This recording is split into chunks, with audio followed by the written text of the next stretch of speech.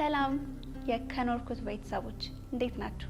ዛሬ ለየት ባለ ፕሮግራም መጥተናል። ዛሬ የምንጀምረው አስታራቂ የተሰኘው ፕሮግራማችንን እንደምትወዱት አልጠራጠርም። ቪዲዮ ከመጀመራችን በፊት ሰብስክራይብ እና ላይክ ማድረግ እንዳትረሱ።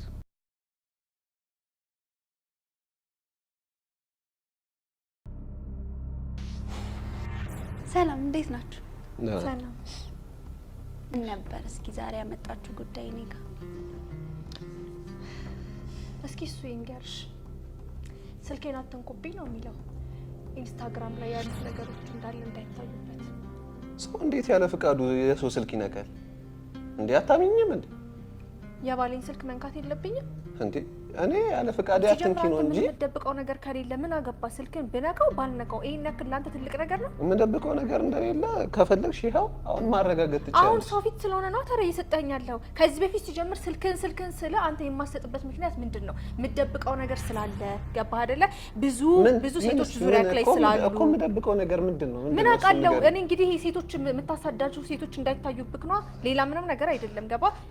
እኔን እዚህ አስቀምጠህ ስንት ዋጋ የከፈልክበትን ፍቅር እዚህ ቁጭ አድርገህ አንተ ግን እዛ ያንቺ ወንዶችስ ዘመር ናቸው ጓደኞቼ ናቸው ብለሽ ይዘሻቸው የምትመጫቸው ወንዶች? የኔ ወንዶች እኮ ማለት እኮ የኔ ጓደኞች ሲጀምር እኔ ሴት ጓደኛ እንደሌለኝ ታውቃለህ። ጓደኞቼ እንዳለ ወንድ እንደሆኑ ታውቃለህ። ዛሬ አይደለም ደግሞ ማለት እኮ ከኔ ጋር ኖ ቆይ ልጨርሰኝ። ከኔ ጋር ከመተዋወቅ በፊት ታውቃለህ አይደለ? እኔ ሲጀምር ሴት ጓደኛ እንደሌለኝ እኔ የማውቀው ነገር የለም። ለምን ደግሞ አታውቀው? የማውቀው ነገር የለም። ኦኬ አሁን ሰው ፊት ስለሆንክ ነው እንደዚህ ያልክ ያለኸው እንጂ ስለኔ አንተ አታውቅም።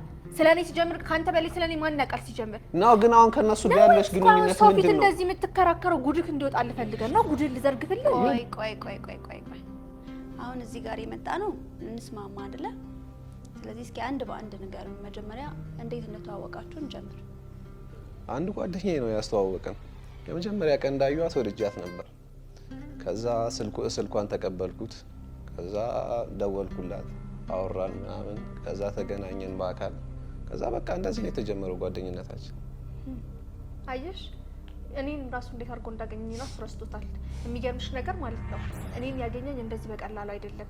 ስንት ዋጋ ከፍሎ ስንት እንደዚህ ቀለል አድርገህ ነው ስለኔ እያወራክ ያለው። እኔ ምንም እንደዚህ ያረኩት ነገር ትዝ አይለኝም። ስንት ዋጋ ከፍሎ ይኸውልሽ ልንገርሽ፣ ቤቴ ተመላልሶ ስንት ከቤተሰብ ጋር ጣልቶ ስንት ነገር እኔ ጀምር አልፈለኩትም ነበር። ገባሽ? በስንት ልመና ነው እጁ ያስገባኝ። አሁን ግን ይኸውልሽ እንደዚህ አብሬው ስለሆንኩኝ እሱ እንደሆንኩ ስላወቀ እንደዚህ ቀለል አድርጎ ነው ስለኔ የሚያወራው። ለምን መሰልሽ? ስንት ሴቶች አሉ ከዙሪያው ላይ የሚከተሉ ሴቶች።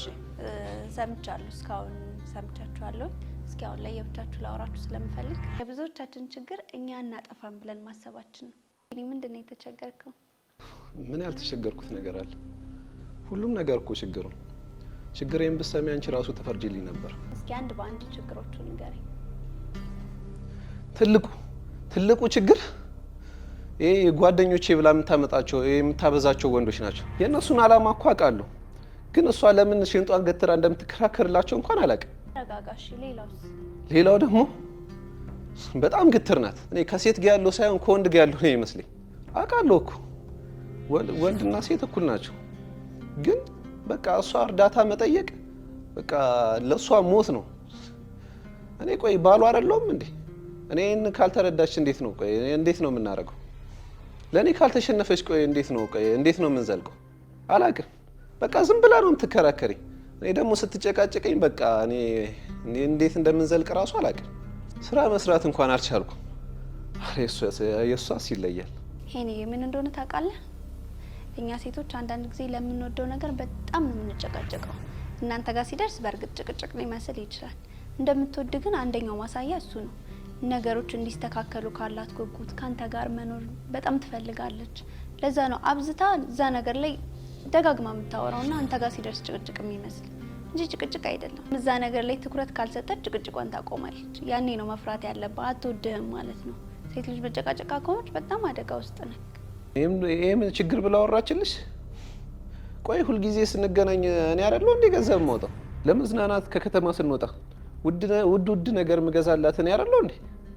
አይ ሄኒ በጣም ተሳስተሃል። ሴት ልጅ ሚስት ለመሆን ሬዲ ስትሆን የሚብለጨለጭ ነገር አታይም። ምናልባት አንተ ጥሩ ነገር እያረክ ሊሆን ይችላል።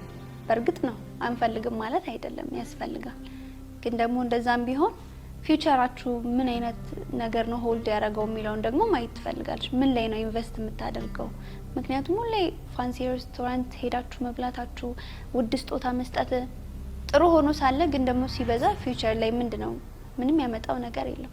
እሷ ደግሞ አንተን ለማግባት ስትዘጋጅ የእናት የአባቷን ቤት ጥላ ወደ አንተ ቤት አይደለም የምትመጣ።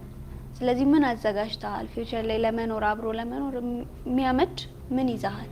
እሱን ነው የምታየው እንጂማ ሁልጊዜ በቃ ስጦታ ግዛልኝ የምትል ከሆነ እሷ ሚስት አትሆንም። ስለዚህ የሳሪም ትልቁ ችግር ምንድነው ለምንድነው ኢንቨስት የማያደርገው ፊውቸራችን ላይ የሚል ነው እንጂ ብር ማባከንህ እንዳለ ሆኖ ማለት ነው። ማትሰራ ቢሆን ብር ማታገኝ ቢሆን እሺ፣ ግን እየሰራህ ነው፣ እየለፋህ ነው፣ ብር እያገኘህ ነው።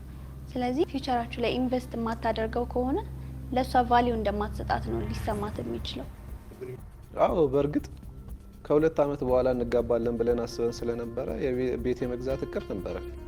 በክራይ ቤትም ቢሆን እንጋባለን ወይ ሲጀመር ቤት የመግዛት አቅም እያላችሁ ለምንድን ነው የኪራይ ቤት ለመኖር የምትመርጠው? እንደምታውቂው አይደል ሁሉም ነገር እኮ ውድ ነው። የኑሮ ውድነቱን ታውቂው የለ? ለኔ አሉኝ የምትላቸው ጓደኞች ሁሉ አይሰነብቱም። ብር የምታበድራቸው አብረው ከሚያጨበጭቡ የምትጋብዛቸው አብረው የሚበሉ ሰዎች ሁሉ አብረው አይቀጥሉ። ሚስትህ ነች። ስለዚህ እሷና እግዚአብሔር ብቻ ናቸው ካንተ ጋር የሚሆኑት። ነገ ላይ የሆነ ችግር ቢመጣ እንኳን ምንድነው ብሎ የሚጠይቅ ጓደኛ አይኖርህም። ሁልጊዜ አብረህ የምትሆነው ሚስትህ ናት። ስለዚህ ቅድሚያ መስጠት ካለብህ ደግሞ ለሷ ነው ቅድሚያ መስጠት ያለብህ። ባይዘው ቤት መግዛት ያን ያክል ውድ አይደለም። እንደውም አንድ ጓደኛ አለችኝ፣ ቢሮአቸው እዚሁ ጎረቤት ነው። ምናልባት ማየት የምትፈልግ ከሆነ እስኪ ላሳይክ። በእርግጥ ይሄ ከምንነጋገረው ርዕስ ውጪ ነው። ቢሆንም ግን እናንተ ጥሩ ደረጃ ላይ ደርሳችሁ ማየት እፈልጋለሁ።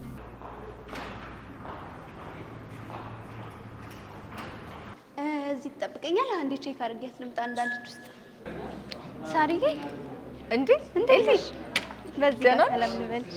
ከየት ተገኘሽ ሳሪ? ዛሬ ወጣልኩ። የጠፋ ሰው ደህና ነሽ? እንዴት ነሽ? አለሁልሽ። እንዴት ተገኘሽ ዛሬ? በጣም አስገርመሽኛል። አንድ ጉዳይ ነበረኝ። ኧረ እባክሽ ምን አጋጠመሽ? የሚያመጣ ምንድን ነው? ደህና ነሽ? ከረጅም ጊዜ በኋላ ጠፋሽ። ደግሞ ምን ሆነሽ? ተጠፋፋን በጣም ሻይ ቡና ምን ይምጣልሽ? ምንም አንድ ጉዳይ ነበረኝና እባክሽ የሆነ ነገር ውሰጂ። በእውነት እንግዳ ይዤ ነው የመጣሁት። ቤቴ ድረስ መጥተሽማ እየጠበቀ ነው። ምንድን ነው? አንድ ጉዳይ ነበረኝ። እሺ ሳሪዬ ታግዢኛለሽ? ኧረ በሚገባ እንዴ።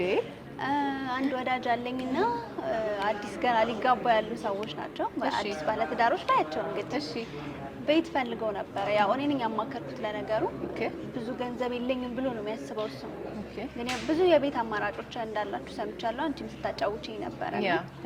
ለኪሱ ተመጣጣኝ ይሆናል ብለሽ የምታስቢውን ነገር እንድትነግሪልኝ በዛው ይዤው መጥቻለሁ። ምንም ችግር የለውም። በደንብ ታብራሪለታለሽ በሚገባ። ምንም ስለዚህ ችግር ይዤው ልምጣ ማለት ይዘሽ ነኝ። አመሰግናለሁ ሳሪ። ምንም አይደለም። እንኳን ደህና መጣ። አረፍ በል እስኪ። እንኳን ደህና መጣ በድጋሚ። እንኳን ቆይ። ሳራ እባላለሁ። ስላንተ ኤልዳና ብዙ ነገር ነግራኛለች። ደግሞ ትክክለኛ ቦታ ላይ ነው የመጣኸው።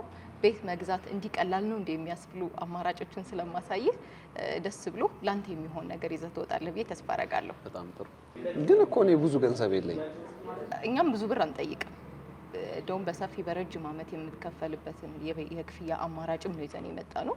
እንደ አቅምህ ከ430 ሺህ ብር ጀምሮ የምትከፍላቸው ክፍያ አማራጮች ስላሉ ምንም አያስጨንቅህም እሱ። በጣም ጥሩ። እኛ አሁን ላይ እየሰራን ያለናቸው ቤቶች የኮምፓውንድ ነው እየገነባን ያለ ነው። የመኖሪያ መንደር ነው። 65 ሺህ ካሬ ላይ ያረፈ ነው። 43 ቪላ እና 18 አፓርትመንቶች የያዘ ነው። ቪላ ቤቶቹን በከፊል ግንባታ ገምተን አስረክበናል። አሁን አፓርትመንቶቹ ነው እየሰራን ያለ ነው። ከስቱዲዮ ጀምሮ እስከ ባለ 4 መኝታ ሰፊ ኦፕሽን ይዘን መተናል። እንዳልኩ መጀመሪያም ላይ ከ430 ሺህ ብር ጀምሮ የመጀመሪያ ክፍያ የምትከፍልበትም አማራጭ ይዘን መተናል። እንዳልኩ በጣም ብዙ ነገር የተሟላለት የመኖሪያ መንደር ነው የምንገነባው። እኛ 18 አፓርትመንት ሙሉ በሙሉ ግንባታ አልጀመርንም። ሙሉ በሙሉ ለሽያጭ ይዘን አልወጣንም። በሎት ከፋፍለን ሎት በሎት እየሰራን እያስረከብን ነው ቀጣዮቹን ወደ ገበያው ይዘን መውጣት የምንፈልገው እና አሁን ከፋሲሊቲ አንጻር ከተማው ላይ ካሉ ሪል ስቴቶች ለየት ብለን የመጣንበት ነገር አለ። አሁን ለምሳሌ ከአሚኒቲ ሰሞኑን አንድ ያወጣ ነው ብሎ ካለ ዲያስፖራ ቢልዲንግ 2 የምንለው የመጨረሻ ቢልዲንጋችን ነው። በዲያስፖራ ሎት ማለት ነው። ሶስት ህንፃዎችን የያዘ ነው። ወጥ ቤዝመንት አላቸው። 7 ቤዝመንት ነው ያላቸው። 7ቱም ቤዝመንት ሙሉ በሙሉ የፓርኪንግ ቦታ ነው የሚኖረው። የራሳቸው የሆነ የመዋኛ ገንዳ አላቸው። የራሳቸው የግሪን ኤሪያ ቦታ አለ። የራሳቸው ግራውንድ ቴኒስ፣ ቴብል ቴኒስ የሚጫወቱበት ቦታ አለ። ላይብረሪ፣ ሪሴፕሽን፣ የጂምናዚየም ቦታ፣ አዳራሽ፣ እነዚህን ሁሉ የያዘ የመኖሪያ መንደር ነው እየገነባን ያለ ነው። በአንድ ህንፃ ላይ 4 ሊፍቶች ናቸው ያሉት። የካርጎ ሊፍት ለብቻው አለ። እንደው 4 መሆኑ ብቻ ሳይሆን በጣም ሰፋፊ ሊፍቶች ናቸው። በአንድ ጊዜ ከ28 ሰው በላይ ሊይዝ የሚችል የካርጎ ሊፍቱም ተገጣጣሚ አልጋ፣ ሶፋ፣ ስትሬቸር ቢያስፈልግ ሊይዝ የሚችል በቂ ስፔስ ያላቸው ሊፍቶች ነው ዘመናዊ ሊፍቶች እየገጠምን እየሰራን ያለ ነው። የራሳቸው ጄኔሬተር፣ ተጠባባቂ ጄኔሬተር፣ ወተር ፓምፕ፣ ጋርቤጅ ተር እነዚህም ሁሉ ያሟላ ዘመናዊ መኖሪያ መንደር ነው እየገነባን ያለ ነው። በተለይ ይሄኛውን ሎት ለየት የሚያደርገው ከቪው አንጻር በደንብ የሞርኒንግ ቪው፣ የፀሐይ መውጫ ቪው እና የሲቲ ቪው የሚኖርበት ሌክዠሪ ኮምፓውንዳችን ነው፣ ሌክዠሪ ሎታችን ነው። እሱ ላይ በደንብ አሳይሃለሁ። እንዳልኩ እዚህኛውም ሎት ላይ ባለ 1 መኝታም ባለ 2ም ባለ 3 ባለ 4 መኝታ የሚገኝበት አማራጭ ያለበት ሎት ነው። እሱን አሳይሃለሁ በደንብ። ሌሎችም አሉ፣ ሌሎችንም እንደ ምርጫ አሳይሃለሁ። ቅርብ ልታገባ እንደሆነ ኤልዳና ነግራኛለች። እኛ ጋር ከስቱዲዮ ጀምሮ እንዳልኩ ባለ 1 ባለ 2 ባለ 3 ባለ 4 መኝታ አለ። ያሉትን አማራጮች ልንገርህና እንግዲህ ኪስህን ስለማላቅ አንተ ትመርጣለህ። ለምሳሌ አሁን ባለ 1 መኝታው 69 ካሬ የመጀመሪያ ክፍያው መክፈል የሚጠበቅብህ 431 ሺህ ብር ነው። ባለ 2 መኝታ ከ99 ካሬ ጀምሯለን። ከ99 እስከ 155 ካሬ ድረስ ሰፊ አማራጮች አሉ። አሁን ለምሳሌ የ99ን ብነግርህ የመጀመሪያ ክፍያ መክፈል የሚጠበቅብህ 619 ሺህ ብር አካባቢ ነው እንደ ቅድመ ክፍያ። 118 ካሬ ጀምሮ ደግሞ ባለ 3 መኝታ አለን። ለምሳሌ 118ቱን የመጀመሪያ ክፍያ መክፈል የሚጠበቅብህ 738 ሺህ ብር ጀምሮ ነው መክፈል የሚጠበቅብህ። ባለ 4 መኝታም እንደዚሁ አለን። ባለ 4 መኝታ 167 ካሬ አለ። እሱ ላይ የመጀመሪያ ክፍያ መክፈል የሚጠበቅብህ እንዲሁ በተመሳሳይ 1 ሚሊዮን 50 ሺህ ብር አካባቢ ነው የሚሆነው ቅድመ ክፍያው። ኢቭን ኢፍ ይሄንን በ2 ዙር መክፈል ትችላለህ። ለምሳሌ አሁን ባለ 2 መኝታ 619 ሺህ ብር ብያለሁ። አሁን ዛሬ መክፈል ባትችል የዚህን ሀፍ ትከፍልና ከዛ ቀጣዩን ደግሞ እስከ 1 ወር ጊዜ ድረስ ሁላ እንሰጥሃለን። ከዛ ሙሉ አግሪመንት ትወስዳለህ ማለት ነው። እንዳልኩ ያንተን ኪስ አላቅም፣ የትኛው ልትመርጥ እንደምትችል አላቅም። ቀሪዎቹ ግን የሚኖሩት የክፍያ መንገዶች ሰፊ የክፍያ አማራጮች አሉ። ለምሳሌ እኛ የባንክ አማራጮች እናመቻችልሃለን። ከተጋባም በኋላ እየኖራችሁ በየወሩ የምትከፍሉበትን ኦፕሽን አለን። ቤቱን ከተረከባችሁ በኋላ እየኖራችሁበት 60%ቱን እስከ 20 ዓመት ድረስ በየወሩ የምትከፍሉበት ኦፕሽን አለ። ወይም ደግሞ እኛ ባንክ አንፈልግም የምትሉ ከሆነ ደግሞ በ9 ዙር በ2 ዓመት ተኩል ወይ በ3 ዓመት ተኩል በ9 ዙር ከፍላችሁ ቤቱን የምትረከቡበት መንገድ አለ። የባንክ ኦፕሽኑን መጠቀም የምትፈልጉ ከሆነ ደግሞ 40%ቱን ብቻ ነው መክፈል የሚጠበቅባችሁ። አሁን የመጀመሪያ ክፍያ ከፍለሃል። ሁለተኛ ክፍያ ከወራት በኋላ 15% ትከፍላለህ። እንደዚሁ ደግሞ ከአመት በኋላ ቤቱን እስክትረከብ ድረስ 40%ቱን ትከፍልና ከዛ 60%ቱን ደግሞ ከተረከብክ በኋላ እየኖርክበት የምትገዛበት የምትከፍልበትን የክፍያ መንገድ ያመቻቸ ነው። አሁን እንዴት ነው? ትንሽ ቀለል አላለህም? ቤት ስታስብ ያው በሚሊዮን አሁን መክፈል አለብኝ የሚል ነገር ነው እንዳልኩ ያሳስበዋል ያለችኝ ኤልዳና። እና ይሄ ነገር እኛ ካመጣ ነው የክፍያ መንገድ አንጻር እንዴት ነው? ቀለል አላለህም? በጣም ጥሩ ነው። ወደድከው? አዎ በጣም ወድጄዋለሁ። ግን እንደዚህ ሆኖ ያሉት ነገሮች አሁን ለምሳሌ ውሃ፣ መብራት ምናምን እንዴት ነው? እኛ እንዳልኩ ቤቶቻችን በሎት ከፋፍለናቸዋል። አንድ ሎት 3 ህንፃ ያዛለ፣ 4 ህንፃ ያዛለ። የራሱ የሆነ የጋራ መገልገያ ነው ያለው በሎት ስንከፋፍላቸው። አሁን እንዳልኩ ዲያስፖራ ቢልዲንግ 2 የምንለው 3 ህንፃ ነው የያዘው። የራሳቸው ጀነሬተር አለ፣ ተጠባባቂ ጀነሬተር አለ። የራሳቸው የሆነ ከሌሎቹ ጋር የማይጋሩት 5 ተጠባባቂ ጀነሬተር ነው የሚደረገው። ሙሉ ለሎቱ 2ቱ ብቻ ነው አክቲቭ መሆን የሚጠበቅበት፣ 3ቱ ባካፕ ነው የሚሆነው። እኛ እንግዲህ አካባቢውን ቅድም እንዳነሳሁልህ ተራራ ስር ነው የኛ የመኖሪያ መንደር እና አካባቢውን ደግሞ በጣም በቂ የሆነ የከርሰ ምድር ያለው አካባቢ ነው።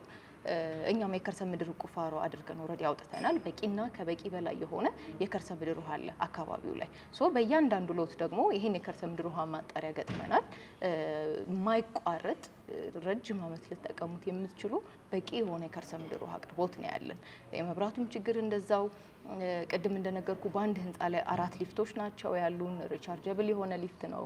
መብራት ተቋረጠ፣ መብራት ጠፋ የሚባል ስጋት አይኖርም። ዴሚሲ ጋር ስትመጣ ማለት ነው። እኛ እያንዳንዱ ዲዛይኖቻችን ዲቴይል ነው። ምክንያቱም ቤት ስትገዛ እንግዲህ አሁን ትዳር እያሰብክ ነው፣ ልጆች ይመጣሉ፣ ቤተሰብ ይመጣል እና ፊውቸር በደንብ ይታሰባል። 10 ዓመት፣ 20 ዓመት፣ 30 ዓመት በዚህ ሁሉ ስትኖር የምትፈልጋቸውን ነገሮች በሙሉ ያለምንም መንከን ልታደርግ የምትችልበት አይነት ነገር ነው። እኛ ከዲዛይን አንጻር ዲቴይል የበግ ማረጃ ትራዲሽናል ኪችን ዲቴይል ዲዛይናችን ላይ ተጠንቅቀን እየሰራን ያለ ነው። ልጆች ሲመጡ አሁን የተማረ ትውልድ ያስፈልጋል። እሱን አስበን ላይብራሪዎች አዘጋጅተናል። የስፖርት ማዘውተሪያ ቦታ ግዴታ ነው። ግራውንድ ቴኒስ፣ ቴብል ቴኒስ የሚጫወቱበት ቦታ አለ። ሪሴፕሽን አለ። የጂምናዚየም ቦታ አለ። እንዲሁም ለዴኬሮች የሚዘጋጁ ቦታዎች አሉ።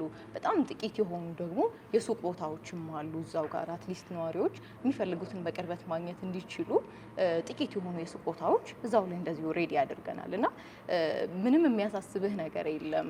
እኛ ቤት ላይ ስትኖር የሚጎልብህ የምትቸገረው አንዳች ነገር የለም። ስለዚህ አሁን አንድ የመጨረሻ ጥያቄ ነበር። እሺ፣ ዋጋቸው ግን እንደዚህ ቅናሽ የሆነው እንትን አካባቢው ሩቅ ስለሆነ ነው እንዴ? እንግዲህ አካባቢው ለቡ መብራት ኃይል ቻድ ኤምባሲ አጠገብ አሁን በኪሎ ሜትር ትንሽ ስጠቅስልህ ከቦሌ እዚህ እኛ ሳይት ላይ ለመድረስ 15 ደቂቃ ነው ድራይቭ ማድረግ የሚጠበቅብህ ከቦሌ ኤርፖርት ማለት ነው። በጣም መስቀለኛ መንገድ ላይ ነው። ብዙ የመንገድ አማራጮች አሉት። ከሜክሲኮ ኦልሞስት 8 ኪሎ ሜትር ርቀት ላይ ነው የሚገኘው። ዳር የምትለውና ሩቅ የምትለው አይነት ነገር አይደለም። አካባቢው የለማ አካባቢ ነው። እስኪ ለማ የምትጠብቀው ሰፈር አይደለም። ያንዳንዱ መዝናኛ ቦታዎች እንደውም እንደ ሁለተኛ ቦሌ የሚታይ ሰፈር ነው። ምክንያቱም ቦሌ ላይ ያሉ መዝናኛ ቦታዎች ሙሉ በሙሉ እዚህ በብራኝ ታገኛለህ። አስፋልት ተሻግረ ትምህርት ቤት፣ የጤና ተቋም፣ ፖሊስ ስቴሽን፣ ትላልቅ የሆኑ የገበያ ማዕከሎች የምታገኝበት ሰፈር ነው። እያብራራሽልኝ በነበረበት ሰዓት ምን አሰብኩኝ መሰለሽ? ባለ 2 መኝታ እንትን ለመግዛት ነበር ያሰብኩት። ምን ታስቢያለሽ? ጥሩ አስበሃል።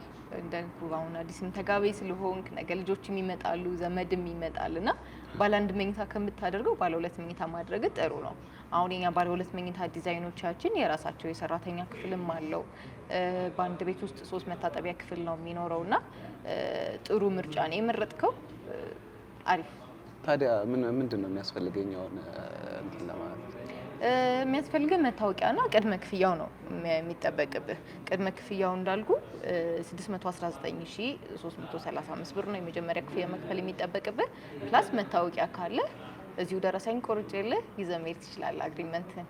ስለዚህ ሞባይል ባንኪንግ መክፈል እችላለሁ ማለት ነው? ትችላለህ። በድርጅቱ አካውንት አስገባና ደረሰኝ እንቆርጥልሃለን። ምንም ችግር የለም። ያው አስገብቻለሁ። ኦኬ፣ እሺ፣ በቃ ደረሰኝ ልቁረጥልህ፣ ፕሮሰስ ላድርግልህ። ትንሽ ደቂቃ ጠብቅ፣ ይዘህ ትሄዳለህ። እሺ፣ እሺ። እንዴት ነበር? ቤት መግዛት እንደዚህ ርካሽ እንደሆነ አላውቅም ነበር። ግድ የለም። ቤት መግዛት እኮ በጣም ወሳኝ ኢንቨስትመንት ነው ታውቃለህ አይደለም? በዛ ላይ ደግሞ እንደነገርኩ ጓደኛዬ ነች እሷ እና በጣም ጥሩ ኃላፊነትም ይሆናል አንተ ስፔሻሊ እንደዚህ ገንዘብ የምታጠፋ ከነበረ ምናምን ምን ላይ ገንዘብን በትክክል መዋል እንዳለብህ በደንብ ታውቀዋለህ። በዛ ላይ ደግሞ አዲስ አበባ ውስጥ ያለ ቤት አስበው፣ በጣም አሪፍ ነገር ነው። በዛ ላይ በዚህ ዋጋም እኔም አልጠበቅኩኝም ነበረ ስሰማ። ስለዚህ ለአንተም አሪፍ ነው። እንደገና እሷንም በጣም ታስደስታታለህ። ስትጠብቀው የነበረው ነገር አይደለም፣ በጣም ነው የምትደሰትበት። በተለይ ደግሞ አዲስ አበባ ላይ ታውቃለህ ቤትን የሚያክል ነገር ካለ የትም ዞረ ብትገባ የምታርፍበት ነው። በተለይ አዲስ አበባ ላይ ደግሞ ቤት አለ ማለት ትልቅ ንብረት አለ ማለት ነው። ነገ ላይ የሆነ ነገር ሀፕን ቢያደርግ ስራህን ብታጣ ወይ አንድ ነገር ቢፈጠር እፎ የምትልበት ነገር ቤትህን። አልቆየሁባችሁማ? አልቆየስ? እሺ፣ ውልን ተዘጋጅቷል። እዚህ ጋር ፈርም። እሺ።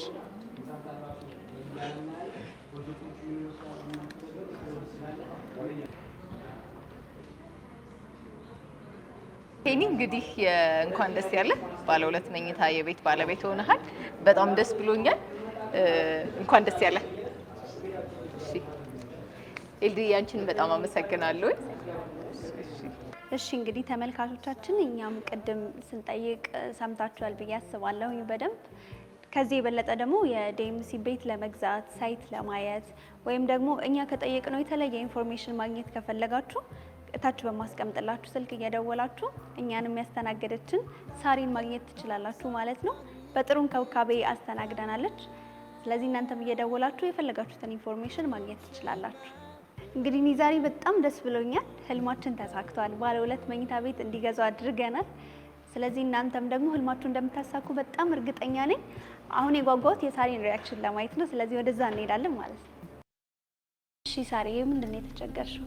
ኤልዱ፣ እኔ የትኛው እንደምነግርሽ አላውቅም፣ ግን ከሆነ ጊዜ በኋላ እሱ ሙሉ ለሙሉ ተቀይሮብኛል። በጣም ዋጋ የከፈልኩበት ፍቅር ነው። ቤተሰቦቼም ብዙ ነገሬን ያስተወኝ ፍቅር ነበረ፣ ግን ከሆነ ጊዜ በኋላ በቃ ብዙ ነገሩ ተቀይሮብኛል። ገንዘብ አይቆጥብም። እንደምታየው ምንም አይነት ንብረት የለንም። ረዥም ጊዜያችን ነው በፍቅር። ይሰራል ከሰው በላይ ነው የሚያገኘው፣ ግን የት እንደሚያስገባው ብሩን አላውቅም። ምንም አይነት ንብረት እጃችን ላይ የለም። ወደ ትዳር እንኳን ለመሄድ ብናስብ ቤት የለን፣ መኪና የለን፣ ምንም አይነት ነገር የለንም። ግን የት እንደሚያደርሰው ብሩን አላውቅም። ከበስተጀርባው ምን እንዳለ ራሱ አንዳንዴ ግራ ይገባኛል። በጣም ይከብዳል። እኔ የትኛውን ራሱ እንደምነግርሽ በጣም ብዙ አበድረኝ ይለዋል እየመጣ ሞኝ ስለሆነ ስለሚያውቁ ለሁሉም ነው የሚሰጠው። ግን ከአንዳቸውም ግን ያበደረውን ብድር ግን ተቀብሎ አያውቅም። በቃ የትኛውን ልንገርሽ ማለት በዚህ ሰዓት ለትዳር ነበር እኔ እና እሱ መብቃት የነበረብን አይደለም። ለትዳር ልንበቃ አብረን ለመሆኑ እንኳን አቅቶናል። ቤት የለ፣ መኪና የለ፣ ምን የለ፣ ምንም አይነት ንብረት እጁ ላይ የለ፣ ገንዘብ የለው። ግን ከሰው በላይ ነው የሚያገኘው እና እኔ በጣም ከብዶኛል። በጣም አሁን በቃ ዝም ብዬ ሳስበው ራሱ አይደለም የሚወደኝ አይደለም የበፊቱ እሱ ሌላ ሰው ሆኖብኛል። ምንም የሚወደኝ ራሱ እየመሰለኝ አይደለም። በደንብ አንደርስታንድ አድርጌሻለሁ። ስታወሪኝ ያለውን ነገር ለመረዳት ሞክሬያለሁ።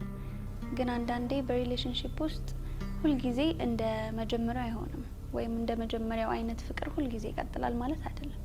መዋደዳችን እንዳለ ሆኖ በደንብ እየተለማመድን ስንመጣ ደግሞ ትክክለኛ ማንነታችን ስለሚወጣ ስቲል ፍቅር አለ ውስጣችን።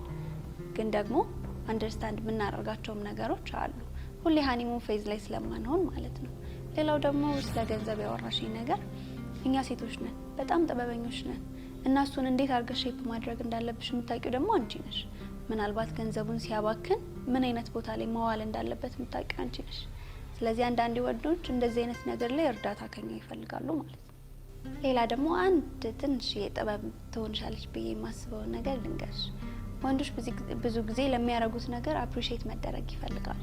ትንሽም የሚያሳይሽን ኤፈርት ቢሆን ቴንኪዩ ማለት፣ ልክ ደግሞ ጥሩ ነገር እንዳደረገ መናገር መቻል ራሱ እሱን ሌላው ነገር እንዲያደርግ ትገፋፊዋለሽ።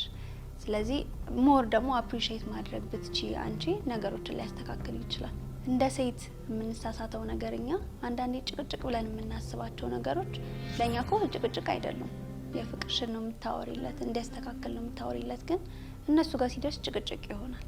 እነዚህ ነገሮች አንደርስታንድ ላይ ያደርጉሽ ይችላሉ። ስለዚህ ሁልጊዜ መጀመሪያ ማስቀደም ያለብሽ አፕሪሺየት ማድረግ ነው። ቴንኪዩ ማለትን መለማመድ መቻል አለብሽ። ሌላው ደግሞ እኛ ሴቶች ቦይፍሬንዶቻችን አይደሉ ጓደኞቻችን፣ ያው ታውቂያለሽ፣ ወንድ ጓደኛ ማለት ኖርማል ሊሆን ይችላል። ለኛ ምንም ላናስብ እንችላለን፣ እኛ ጋር ምንም አይነት ስሜት ላይኖር ይችላል።